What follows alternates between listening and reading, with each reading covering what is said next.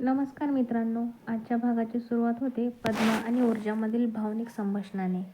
पद्मा पूर्णपणे घाबरलेली असते. तिच्या चेहऱ्यावर भीती स्पष्ट दिसत असते. तिला सतत एकच विचार सतावत असतो, पुढे काय होणार, कोर्टात काय होईल, आपण हरलो तर बंटीचं काय. ऊर्जा पद्माला शांत करण्याचा प्रयत्न करते.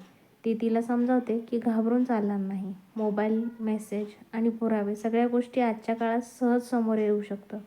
मोबाईलला पासवर्ड असला तरी तो काढणं काही अवघड नाही, असं ऊर्जा ठामपणे बोलते. सत्य लपून राहत नाही, ते बाहेर येतच, असा विश्वास ती पद्माला देते. पद्मा मात्र अजूनही घाबरलेली दिसतीये. तिला भीती वाटते की उद्या कोर्टात प्रश्न विचारले गेले तर आपण कसं उत्तर देणार, आपण डगमगलो तर केस उलटी फिरू शकते, हेही तिला जाणवत असतं. ऊर्जा पद्माला सांगते की कोर्टात खंबीरपणे उभं राहणं फार गरजेचं आहे. जर पद्मा रडत बसली, गप्प राहिली तर तिच्याच विरोधात गोष्टी जातील. याचवेळी पूर्वा पुढे येते. ती पद्माला जवळ घेते आणि आईसारखा आधार देते.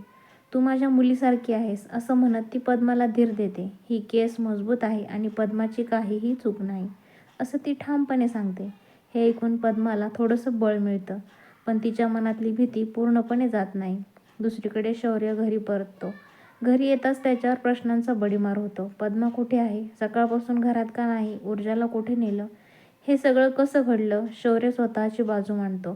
तो सांगतो की पद्माला बरं वाटत नव्हतं म्हणून तो तिला हॉस्पिटलमध्ये घेऊन गेला होता, पण तिथून ती अचानक पळून गेली.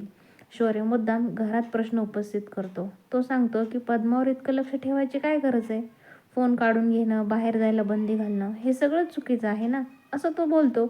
यामुळे घरातल्या सगळ्यांच्या मनात संशय निर्माण होतो. हर्षवर्धनच्या वागण्यावर प्रश्नचिन्ह उभं केलं जातं.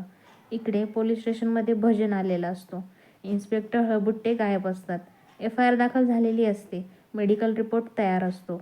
या सगळ्यामध्ये हर्षवर्धन चिडलेला दिसतो. भजनला तो सुनावतो की एवढ्या वर्षाचा अनुभव असूनही तो या केसमध्ये अपयशी कसा काय ठरला. पण भजन अजूनही प्रयत्न करत असल्याचं सांगतो. दुसरीकडे ऊर्जा मनाशी ठरवते की काहीही झालं तरी ही केस जिंकणारच आहे. पद्माला न्याय मिळवून देणं हे तिचं ध्येय बनलं असतं. हर्षवर्धनने तिच्या वडिलांबद्दल आणि पद्माबद्दल जे काही केले त्याची किंमत त्याला चुकवावीच लागेल, असा तिचा निर्धार असतो. घरात मात्र मोठा स्फोट होतो. हर्षवर्धन सगळ्यांसमोर सत्य उघड करतो. तो सांगतो की पद्माने विक्रांतवर विनयभंगाची केस दाखल केली आहे. हे ऐकून सगळ्यांनाच धक्का बसतो. विशेषतः तीर्थाला मोठा आघात होतो. ज्या विक्रांतसोबत तिचं लग्न ठरलेलं असतं त्याने एवढे मोठे कृत्य केलं आहे हे तिला सहन होत नाही. तीर्था ठाम निर्णय घेते की विक्रांतसोबत लग्न करणार नाही. ती रडत असते पण तिचा निर्णय पक्का असतो.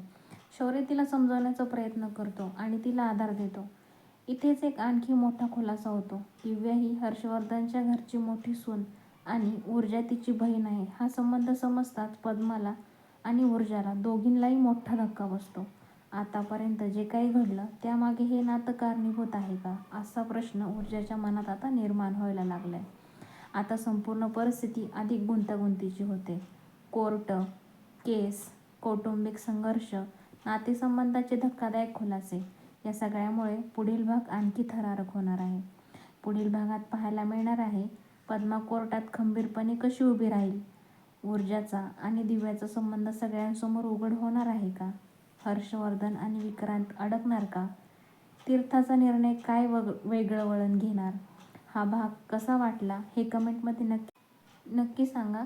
तुम्हाला जर चॅनलचा व्हिडिओ आवडला असेल तर सबस्क्राईब करायला विसरू नका. तुम्ही तुमचा वेळ देऊन चॅनलचा व्हिडिओ पाहिल्याबद्दल मी मनापासून आभारी आहे. धन्यवाद.